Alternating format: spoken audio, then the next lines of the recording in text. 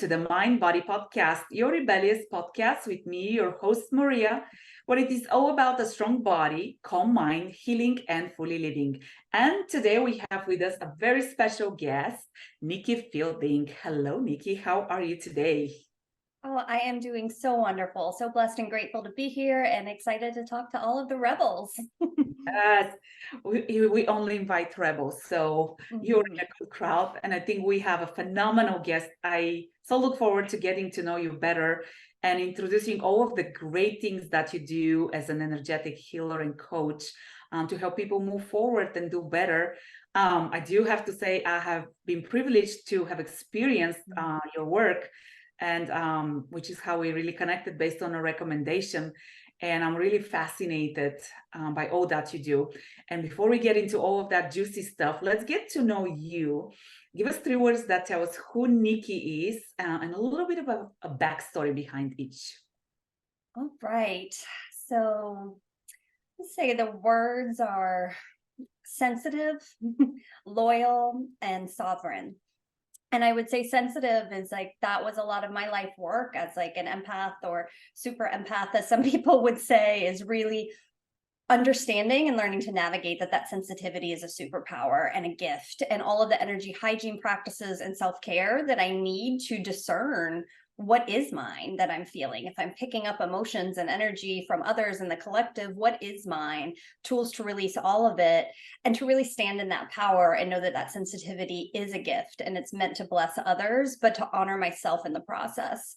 The loyalty is just, it is what it is. Like, I'm kind of ride or die for my tribe, and doesn't mean that I'll stand beside. I'm pretty honest, so it doesn't mean I'll stand beside somebody if I don't agree with what they're doing, but I will hold space with love and continue to hold them and witness them in the highest version of themselves. And that's just an important core value of mine. Is life is fickle and short, and there's lots of experiences that with people that are not uplifting. So you can really develop loyalty with fierce and radical honesty with yourself and others. So I try to embody that and just be the example. And I'm really blessed to be grateful to be surrounded with people who embody that as well.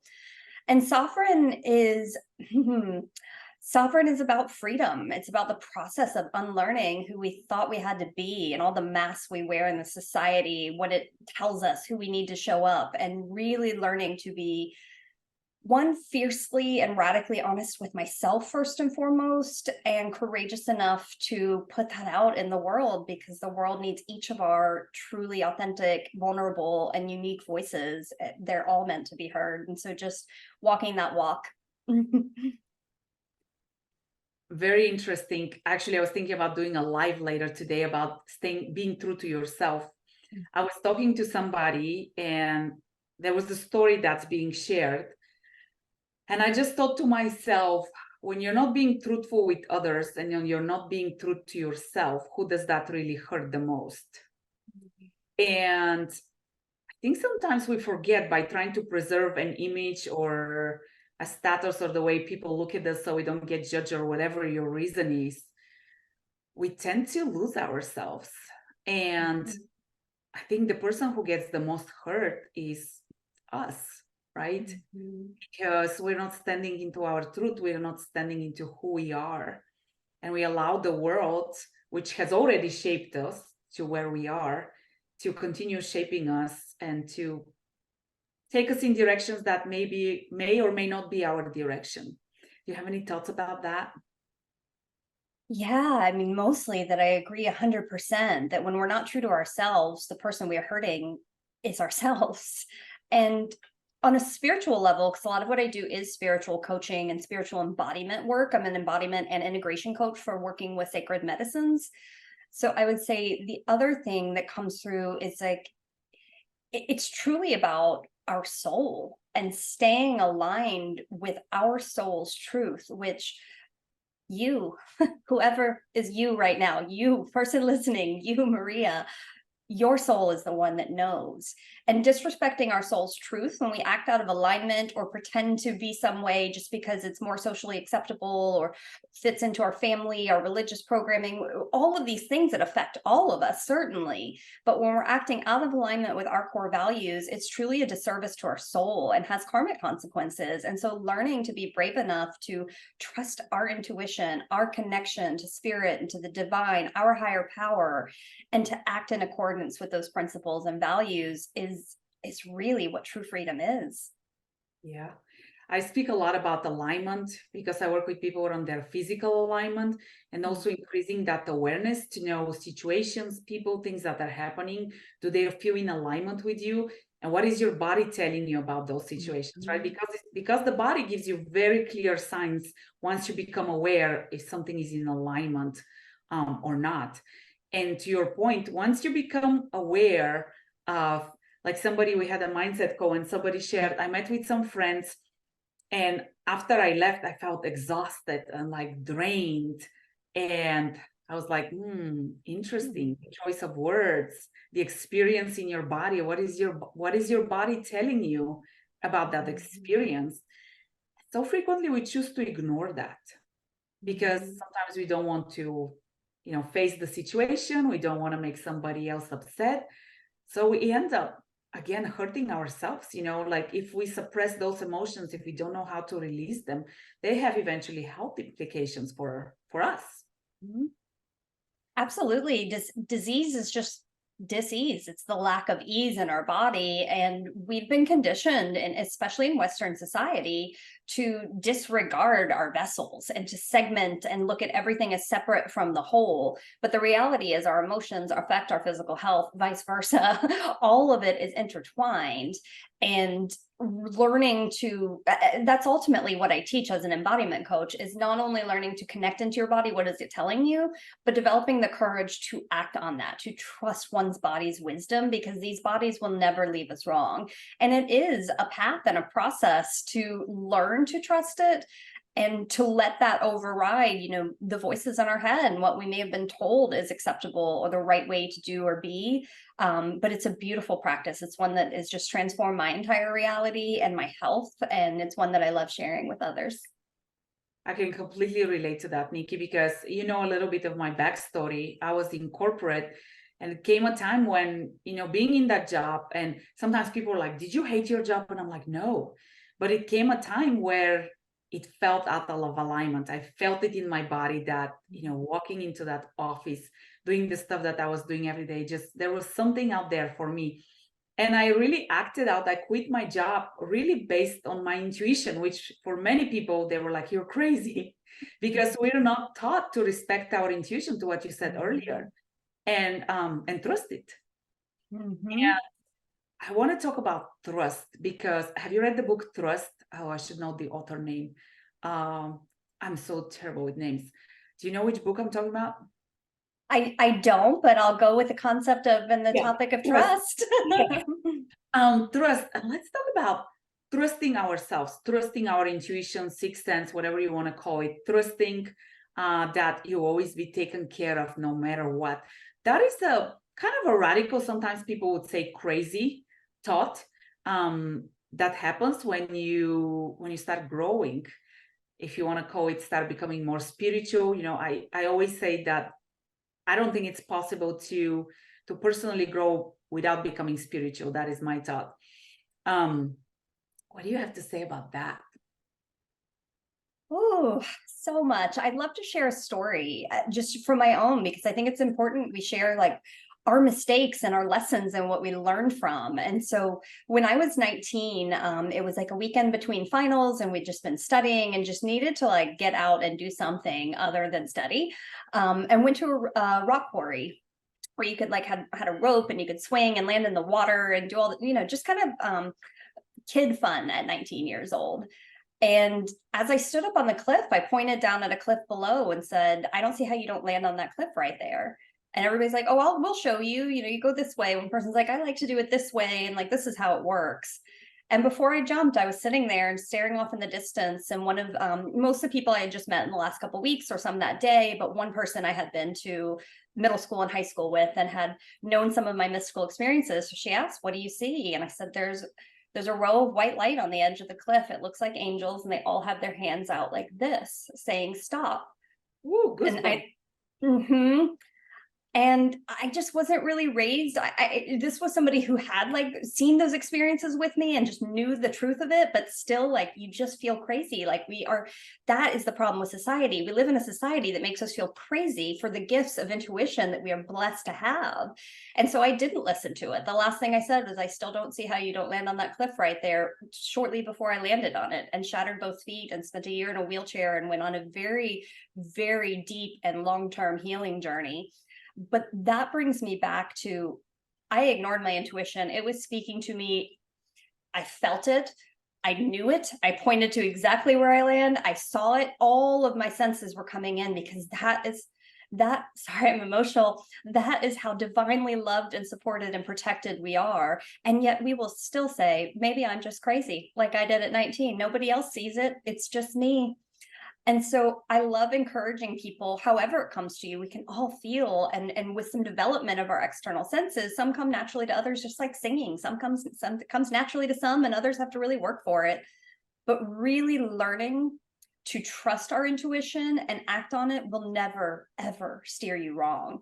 And so that's just been a commitment to myself I've made as a result of ignoring it and dealing with significant consequences that were a beautiful part of my journey and what my soul signed up to experience to bring me to where I am today. But it really has driven home that there is no need to ignore our intuition. We don't have to know all the things. We are divinely supported, protected, and blessed always. And we just have to open ourselves up to that world and be willing to trust. Speaking of sharing stories, I met with a friend, and she was sharing something in regards to a health issue. And she says, every time I think about it, it just doesn't feel right. And she would say something else, and then she would repeat, every time I think about it, it just doesn't feel right. And I said, so if your intuition is so strongly like speaking to you, I mean, it was like over and over and over. I was like, why don't you just trust your intuition? And she just stood there for a second, like staring at me like, am I supposed to trust that? Like, we have become, like you said, such a society that we're so driven by shoulds and must and the hamster wheel and do this and do that, that sometimes we don't even know that that's our intuition speaking. And it's like when you're speaking it out, when you're feeling it in your body, when you say, I feel the tension in my body when I speak about it, why not trust it? Because it's why not, indeed. And it's usually, to your point, a shoulda, coulda, woulda, must, don't do that. It's usually, gut check for myself, and something I give clients is to like sit with, when you have that feeling and then something comes up that contradicts it, and that resistance, how does that feel in your body? Feel into both options. Which one feels light? Which one feels expansive?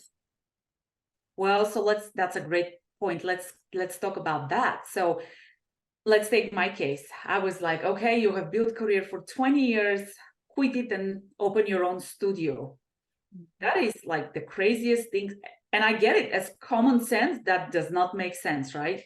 There's no rhyme or logic. I can't explain it. So then fear kicks in, right? The what ifs kick in. The feedback from people around you kicks in, right? All of those things around you that are trying to convince you otherwise, like, no, don't do it. Don't listen to your intuition.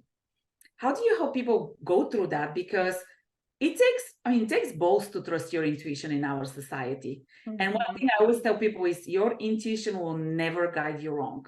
It doesn't mean it's going to be a straight pathway, a linear pathway to wherever you want to go, but you would not stray wrong. What do you tell to people who are like, I'm scared, I'm frozen?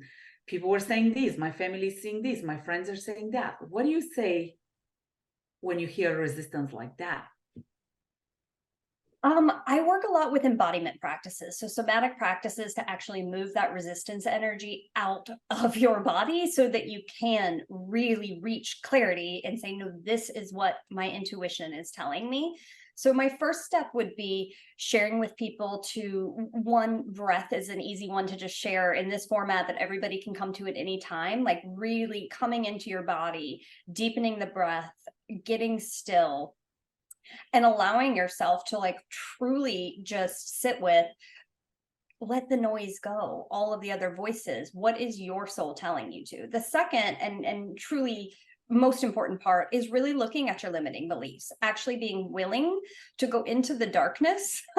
And I know darkness can be scary in itself. So I like to teach my clients, like a lot of what I do, some people may be familiar with the divine feminine, the divine masculine. I work a lot with dark feminine energies, which the darkness is simply that which has been hidden, that which has been oppressed, repressed, suppressed, or rejected in ourselves or society. We have all these things like, I can't do that because this is hidden in society. I can't be that way. It's going in and looking at that and the process of unlearning everything that you should have or must do, and really finding out what is your soul's truth.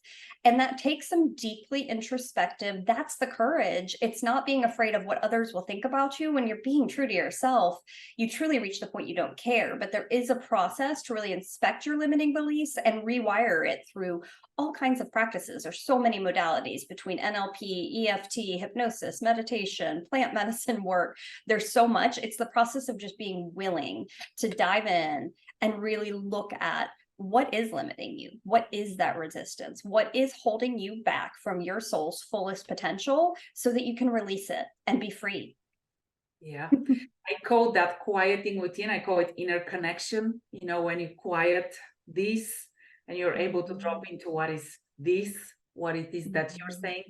And yeah, and hearing your own voice. And you talk about taking action. That is something else that is so key, because I always tell people, like, that is the only thing that will change your life. You can feel it, you can dream it, but if there is no action, you're not going to move forward past it.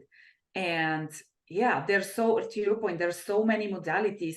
And I hope people listening to this episode, the modality that will fit every different person is going to be completely different, right? It could be art, it could be Pilates, it could be running, it could be meditation, it could be breathing, whatever it is that resonates with you. It is so important to find that one thing that resonates with you and that it feels good into your body. Going back to trust, that your trust feels good into your body. Ultimately, you want to develop a toolkit, just like anything else. Like, this is a self-care practice, and humans, like, we're kind of fickle. Like, we have our staples and things we love all the time, but we also, like, as much as we resist change, we also sometimes resist routine because we can do that. We're humans. And so having this toolkit of like, these are things that support me, and having a close enough relationship, part of what I teach my clients is like working with each one of these modalities consistently for a short period of time. It doesn't mean it's a forever sentence or you have to go with that modality. It's to teach you, what does it do for you? What does it shift for you? And then it's another tool in your toolkit. If you say, this isn't part of my daily or weekly existence, but if I'm feeling this way, this was really supportive. I'll go back to this journal exercise. I'll go back to this modality. And 100% aligned on the action. It starts with courage. Like, we move through fear by mating it, and by learning to love what has been repressed, learning to love that darkness and the shadows. The dark feminine teaches us to love the seemingly unlovable, everything that has been rejected, suppressed, oppressed, to actually love it. It doesn't mean that we have to like it. I don't like all parts of myself, but I accept them. I just say, this is me, like the darkness and the light. And I love who I am, and I can't be this person without extending this love fully to myself. I can only love others and meet them as deeply as I've met myself. So if I can't love myself fully, I can never love another fully. So it's worth it.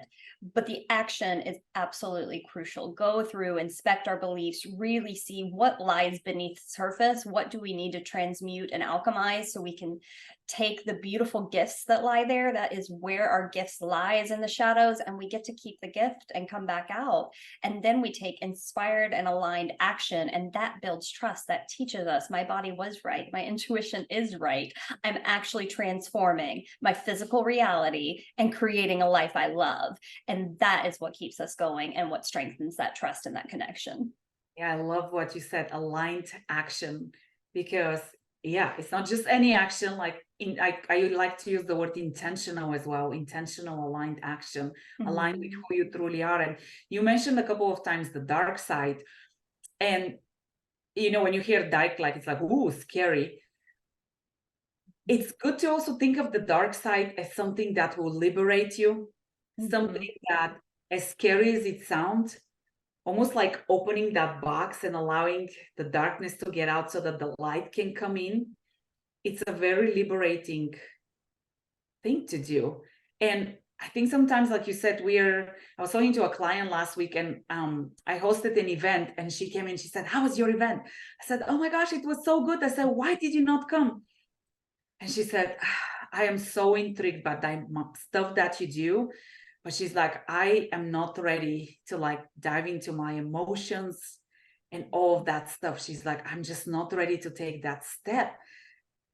And I think when we let that fear stop us, instead of moving despite the fear and with the fear, we forget that there's so much richness and beauty and freedom and like life that you can't even imagine while you're staying trapped in that box. Yeah, the freedom is on the other side. Like, it's cliche, but true. Like, growth happens outside of our comfort zone. And so nobody likes, I don't want to say nobody, that's such an absolute, but most people don't like going into the shadows and like really doing that shadow work process. It's not fun. It's much more fun to tell ourselves we're amazing, or just ignore, compartmentalize. But it is ultimately, it's how we reclaim our power. It's truly how we take back who we really are and learn our true core values. And like I said, like the gifts lie in there. We learn about these hidden and repressed gifts, and like oftentimes find our purpose, our passion, where we're meant to serve in this world. And we don't live in the shadows forever. It's just the willingness to go in there. I mean, the cycle is over and over and over again. There's multiple stages, and it's just part of it. So we do learn to embrace the darkness when it comes. At this point in my journey, I'm like, all right, things are about to get effing amazing. I don't know how you feel about cursing, but that's usually what I say when like things are getting really rough in my world. I'm like, all right, this doesn't feel good. In fact, I just had one over the weekend. Like, I kind of went dark, got off socials, didn't respond to my texts, and was just sitting with my feelings, crying at sometimes. Nothing wrong. Just was feeling intense emotions. I was like, okay, I'm going to go dark. I don't have unlimited days and weeks to do this, but I'm going to create some time over this weekend to sit with myself and my feelings and release this so that I can rise back out of it and I can be free. And that is such a key point, Nikki, because we're so afraid of our emotions and experiencing them and sharing them. And when we stuff them in, I always say that huge pipeline is going to overflow at some point. So you either stuff them in there or you let them out, become aware. Okay, maybe today is a great day to take a day off, right? But we're not even used to doing that. We're taught to push, push, push. It's okay to take a day off. It's okay to cry and, stay late in bed and have a moment and just journal and be upset or whatever it is that you're experiencing, so that you can release it and move past it to the other side where it is beautiful. Absolutely. It's truly where the freedom lies. And as you like learn to develop and cultivate that courage and that radical fierce honesty with yourselves, like, all right, something is feeling really off. I used to joke before I like really dove into my own emotional healing. I called it Pandora's box that lived in my womb space. I'd be like, I'm just going to push that down in Pandora's box. It's that place I put everything. I was the queen of compartmentalizing, and to your point, stuffing things down. And like, I would totally Scarlett O'Hara it for anybody who's seen Gone with the Wind. I'd be like, I'm not going to deal with that today. I'll think about that tomorrow. And that tomorrow wouldn't come, and what would happen is burnout and just all of it coming out in depressive episodes, like everything coming out at once, and it's too overwhelming to process everything that we've been suppressing, all of that. So developing the practice of like time to dive in and do that work, and just connection into my own body to tell me when it needs me to address those things, has ultimately cleared cycles in my past of serious depression and serious burnout episodes with work, because now I can go deal with it. It depends on what's going on, but like, it may be I need to take 10 minutes and just cry. It may be I need a couple hours. It may be I need a weekend, but there doesn't really go beyond that. It's not capitalizing my time or my mindset, because I'm willing to just go in and feel the feelings. And we all have that ability, and we just need reminders that we're capable of that, and truly the power and the transformation it offers when we're willing to approach it. Yeah. it's a choice, and you have a choice to stuff it in the Pandora's box or to work with it and to allow it, to give it permission to help you grow. Mm-hmm. Yeah. Nikki, let's start wrapping up. Give us a favorite quote or a piece of advice.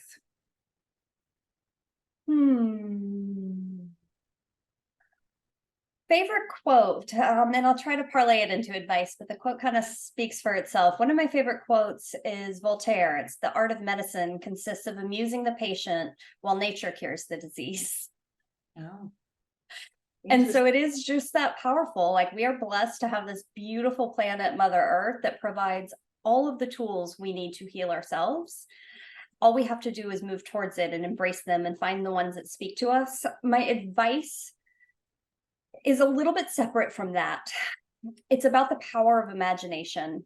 Much of energy healing, much of our emotions, it is a story we tell ourselves, right? We take ourselves on this somatic experience. There can be the situation, and then our emotional response to it is actually what imprints in our bodies and our minds. And it may be drastically different. Maybe somebody said something unkind because they were rushed and really stressed and haven't thought about you again, or not upset with you. And you've been in your head spiraling, this person's mad at me. What did I do? Okay, I probably did that. And now they're thinking this, our whole relationship is over. That is the emotional response to it. And so harnessing the power of your mind and your emotions is as simple as imagining the reality you want to experience. Our brains don't know the difference. This is neuroscience, between an imagined experience and a real one, provided we involve our senses and really feel into it, see it, hear it, whatever senses come naturally, but feeling and the embodiment of it. How will you feel when life looks this way for you? How grateful will you be? How much joy will you experience? And so just my best advice is, like, use your superpowers, this beautiful mind that we have, and your imagination to create the reality that you do want, and not to hold you back from the one that you deserve. Yeah, there's so much I can say about that, but for the sake of keeping this timely, I would just say that I agree with that. And you said it so beautifully, because once again, it's a choice how you decide to use your mind, and you can use it to spiral right down, or you can choose it to create the life that you want. So it's a choice. That's a powerful message. Nikki, what does rebellious mean to you? Rebellious to me means the courage to be authentically and vulnerably you, and to not hold back to please others, to fit any paradigm that's been put on you, but to truly to march to the beat of your own drummer and be willing to show up in this world as the unique and beautiful gift that you are.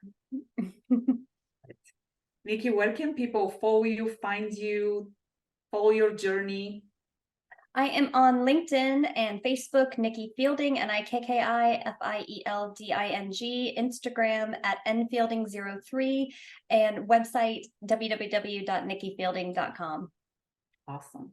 Nikki, thank you so much for the beautiful energy that you brought today, for your wisdom and finding time and saying yes to doing this. I appreciate you. Thank you. Sending gratitude your way.